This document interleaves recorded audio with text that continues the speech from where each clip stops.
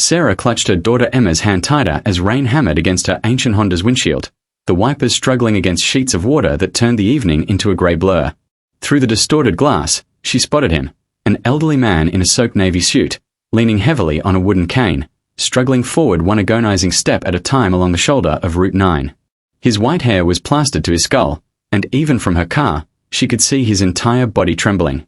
Without thinking, Sarah pulled over onto the muddy shoulder, her tires splashing through puddles that had formed in the broken asphalt. "Get in, let me take you home," she called through the passenger window she'd hastily cranked down, rain immediately spattering her face and arm. The old man turned toward her voice, and his eyes, pale blue and watery, met hers with such profound relief that Sarah felt her throat tighten. He shuffled toward the car, each movement clearly causing him pain, his free hand clutching at his chest as though willing his body forward. She quickly leaned over and pushed the door open from the inside, the rusty hinges groaning in protest. He collapsed into the seat with a gasp, water pooling immediately at his feet on the worn floor mat, his breathing labored and his lips tinged slightly blue from a cold. "Bless you, child. Bless you," he whispered, his voice hoarse and strained. His hand shook violently as he tried to close the door, the simple task seemingly beyond his strength. Sarah reached across and pulled it shut herself, then immediately turned the heat up to maximum, though her old car's heater barely worked even on the best days. Emma, only 6 years old with her mother's dark eyes and a constellation of freckles across her nose, immediately unbuckled from her booster seat in the back and leaned forward. "Here, sir," she said in her small, earnest voice, offering him her pink towel from soccer practice. The towel was small and still damp from her own use, but it was something. The old man took it with trembling fingers and pressed it to his face, his shoulders shaking with what might have been sobs or simply the aftermath of cold and exhaustion. "Where can I take you?"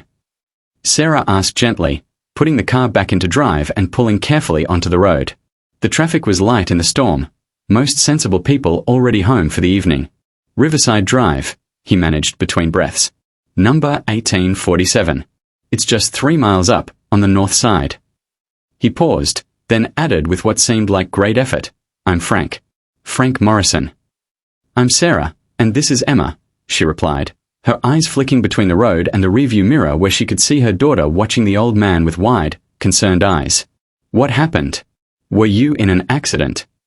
Frank shook his head slowly, still pressing Emma's towel to his face. "No accident. Just my own foolish pride and my son's stubborn anger, I suppose." He coughed, a wet rattling sound that made Sarah wince. "My car broke down 2 weeks ago. Can't afford to fix it on my pension. Usually, my son Michael picks me up from my doctor's appointments downtown, but today we argued. Said some things we shouldn't have. He drove off, left me at the clinic." Frank's voice cracked. "I took the bus as far as it goes, but there's still that long walk from the stop to the house." Sarah felt a familiar ache in her chest, the one that came from recognizing struggle in another person's story. She knew about buses that didn't go quite far enough, about pride that made you walk when you should ask for help, about arguments born from stress and fear rather than genuine anger. She was currently working 2 jobs, waitressing at Romano's Diner during the day and cleaning offices at night, just to keep their small trailer's lot rent paid at Meadowview Mobile Home Park. Her ex-husband hadn't sent child support in 14 months, and her car needed new brake pads she couldn't afford. She'd stopped buying meat except on sale and had become an expert at making pasta stretch across 4 meals. "I understand," she said simply, and meant it. Through the rain-soaked drive, Frank seemed to rally slightly with the warmth of the car and the kindness of companionship. He asked Emma about school, and she chatted happily about her teacher Mrs. Rodriguez and how she was learning to read chapter books. He smiled genuinely for the first time, the expression transforming his pale, drawn face into something grandfatherly and warm. He told them he'd been a postal worker for 42 years, walking routes in every kind of weather, that his wife Dorothy had passed 5 years ago from cancer, and that he had one son who'd done well for himself in real estate development. "Michael's a good boy, deep down," Frank said, though his voice carried the weight of disappointment. "Just got caught up in his success, forgot about the simple things. Thinks money solves everything. Offered to put me in one of those fancy assisted living places, but that's not a home. That's a waiting room." He looked out the window at the passing landscape. "I want to die in the house Dorothy and I bought together, where I can see her rose garden, even if Michael doesn't understand that." When Sarah turned onto Riverside Drive, following Frank's gentle directions, her eyebrows rose despite herself. The neighborhood transformed from modest homes to sprawling estates set back from the road behind manicured lawns and privacy hedges. When Frank indicated his driveway, she had to blink twice. The address led to a stunning colonial-style house, easily 5,000 square feet, with white columns and black shutters, sitting on what looked like several acres. Iron gates stood open at the driveway entrance, and through the rain, she could see ornate landscaping and a 3-car garage. "You live here?"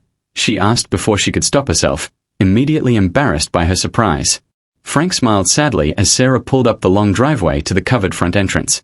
"It's Michael's house now, really. He inherited his mother's business sense and built an empire. Bought this place 5 years ago, moved me in after Dorothy died. Says it's so he can keep an eye on me, but is barely here, always traveling, always at some meeting or conference." He gathered Emma's towel and his cane, preparing to exit. A big, empty house is lonelier than a small, empty apartment ever was. As he opened the door and stepped out onto the covered portico, protected now from the rain, he turned back and reached into his pocket with shaking hands. He pulled out a worn leather wallet and extracted a crumpled $20 bill. "Please, take this for your kindness. For gas, at least." "Oh no, I couldn't," Sarah protested immediately, holding up her hand. "Really, it was just a few minutes out of our way." Frank's eyes grew moist, and he pressed the bill into her hand through the open door, his grip surprisingly firm despite his tremors. "Please. You've given me more than a ride. You've reminded me that strangers can still be kind, that the world isn't as cold as I was thinking it was an hour ago. Let me give you something in return, even if it's small." Sarah looked at the $20, and her pride warred with her practicality. That 20 would buy groceries that would feed them for 3 days. "Thank you," she finally whispered, accepting it. "And Frank, I hope you and your son work things out." He nodded, tears now openly sliding down his weathered cheeks. "You're a good soul, Sarah Chen. You and that sweet girl of yours." He smiled at Emma one more time. "Thank you for the towel, young lady." As he shuffled toward his grand front door, Sarah watched until he was safely inside, the door closing behind him. Then she sat for a moment in her idling car, looking at the $20 bill in her hand, thinking about loneliness and pride and the strange ways lives intersect. Emma climbed back into her booster seat without being asked. "Mommy, why was that man so sad if he has such a big house?" Emma asked as Sarah drove back down the driveway. Sarah thought carefully about her answer. "Because houses don't keep you warm, baby. People do." She drove home through the rain, the $20 tucked in her visor, thinking about the old man and hoping he'd be all right. The next morning, Sarah was fixing Emma's breakfast of generic cereal when someone knocked on their trailer door. It was barely 7:30, and the unexpected sound made her jump, sloshing milk onto the counter. Emma looked up from her coloring book with curious eyes. Sarah wiped her hands on a dish towel and opened the door cautiously, still in her faded bathrobe, her hair pulled back in a messy ponytail. A man stood on her small wooden porch, probably in his mid-40s, wearing an immaculate charcoal suit that probably cost more than 3 months of her rent.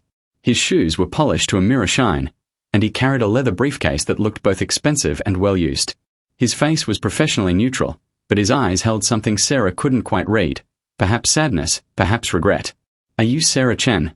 he asked, his voice careful and measured. "Yes." Sarah replied, her heart immediately racing with the panic that came from unexpected official visits. Was this about unpaid bills? Had her landlord sent a lawyer? Was there some problem with Emma's school enrollment? "My name is Richard Thornton. I'm Frank Morrison's attorney." He paused, seeming to gather himself. "May I come in? I have some important information to share with you." Sarah's stomach dropped. The way he'd said Frank's name, in past tense, told her everything before he spoke another word. She stepped aside wordlessly, letting him enter their small trailer. She was suddenly acutely aware of how shabby everything looked. The sagging couch with its patched cushions, the linoleum floor with its worn patches, the kitchen table with its mismatched chairs. Emma stared at the stranger with wide eyes, her spoon halfway to her mouth. Richard Thornton stood in the small living area, looking somehow too large for the space, and got straight to the point with a gentleness that suggested he delivered difficult news many times before. "Ms. Chen, I'm very sorry to inform you that Mr. Morrison passed away peacefully last night around 11 p.m. He had a serious heart condition that he'd been battling for several years. His cardiologist had warned him that stress and physical exertion could be dangerous, and yesterday's events, the argument with his son, walking in the rain, the emotional and physical strain, it was too much for his heart." Sarah sank onto her couch without meaning to, her legs suddenly unable to support her. "Oh no," she whispered, her hand covering her mouth. "Oh, Frank." She thought of his trembling hands, his labored breathing, the blue tinge to his lips that she'd noticed but hadn't fully understood. She'd driven him home and watched him walk into that big house, and now he was gone. Emma abandoned her cereal and came to lean against her mother's knee, sensing the sadness in the room. "He spoke about you last night," Richard continued, his voice soft. "After he got home, he called me immediately. Frank was a long-time client and, truthfully, a friend. He told me about what you did, about your kindness, about your daughter sharing her towel. He said you reminded him that there was still goodness in the world." The attorney paused, his professional composure cracking slightly. "He asked me to come over immediately to change his will. I arrived within an hour with my assistant, and we spent his final evening making sure his wishes were documented properly." Sarah looked up at him, confused about why any of this involved her. "I don't understand. Why are you telling me this?" Richard Thornton set his briefcase on a coffee table and opened it, extracting a large manila envelope. "Because you're mentioned in that will, Ms. Chen. Quite significantly." He handed her the envelope, and Sarah took it with shaking hands, unable to process what was happening. This felt surreal, like she'd fallen into someone else's life. Inside the envelope was a check, and when Sarah looked at the number, her vision actually blurred. $500,000. The numbers seemed impossible, like a cruel joke. She read them again and again, her mind refusing to accept what her eyes were seeing. Beneath the check was a letter, handwritten on expensive cream-colored stationery, the writing shaky but legible. Through tears that came suddenly and overwhelmingly, Sarah read Frank's final words to her. "Dear Sarah, by the time you read this, I'll be gone. My doctor gave me 6 months 2 years ago, so I've been living on borrowed time, as they say. Tonight, after you brought me home, I sat in Dorothy's chair and thought about the life I've lived. I thought about you stopping in that rain, about your daughter's kindness, about how you saw a person who needed help and didn't hesitate, didn't calculate what it would cost you or what you might gain. You just helped. In my final hours, that meant everything. My son Michael is a good man, but we've been distant. He has more money than he'll ever need from his business ventures and from what I'm leaving him. This amount, $500,000, is from my personal savings, money Dorothy, and I carefully put away over our working years. I want you to have it. Pay off your debts, give Emma the life she deserves, and remember that kindness is never wasted. You gave a dying man dignity in his final hours. You reminded me that I mattered, even as a stranger. That's worth more than money, but money is what I can give you now. Use it wisely. Use it well. And when Emma grows up, tell her that her small towel and big heart helped an old man feel less alone. That matters. You both matter. With gratitude and affection, Frank Morrison." Sarah couldn't stop the sobs that came, pressing the letter to her chest as tears streamed down her face. Emma climbed into her lap, wrapping small arms around her mother's neck. "Mommy, why are you crying? Are you sad?" "No, baby," Sarah managed through her tears. "I'm not sad. I'm overwhelmed." She looked at Richard Thornton through her tears. "This can't be real. This doesn't happen to people like me." The attorney's expression was kind, understanding. "It's entirely real, Ms. Chen. The funds will be available as soon as the check clears, which should be within 3 business days. Frank was very specific about his wishes. There are no strings attached, no conditions. He simply wanted to help someone who helped him." He paused, then added, "For what it's worth, I knew Frank Morrison for 15 years. He was an excellent judge of character. If he chose you for this gift, it's because he saw something in you that he valued deeply." Richard spent the next 20 minutes explaining practical matters. The check was from an account Frank had established specifically for this purpose, separate from his estate, so there would be no legal challenges or delays. The taxes had been prepaid from the account. Frank had thought of everything. He also handed Sarah a second, smaller envelope. "This is an invitation to Frank's funeral on Friday at St. Mary's Church.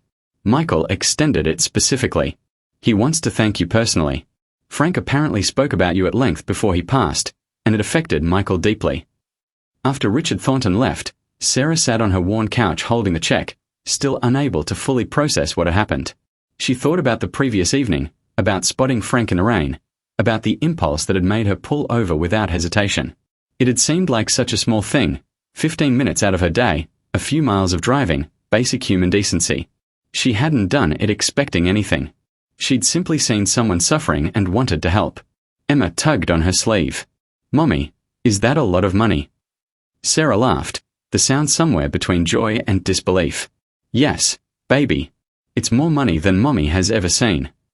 She pulled Emma close, breathing in the scent of her daughter's strawberry shampoo. "It means we can stay in our home. It means I can fix the car and maybe even buy a better one.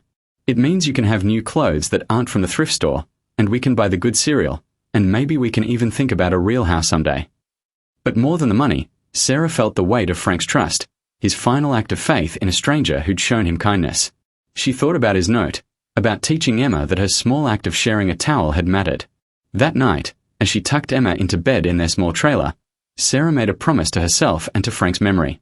She would use this gift wisely, yes, but she would also remember the lesson it carried. Kindness mattered. Seeing people mattered. Stopping to help when help was needed mattered. These things created ripples that spread farther than anyone could predict. On Friday, Sarah and Emma attended Frank's funeral in their best clothes, which still weren't fancy, but they were clean and respectful. Michael Morrison approached them afterward, his eyes red from crying, and he hugged Sarah like she was family. "Thank you for being there when I wasn't," he whispered.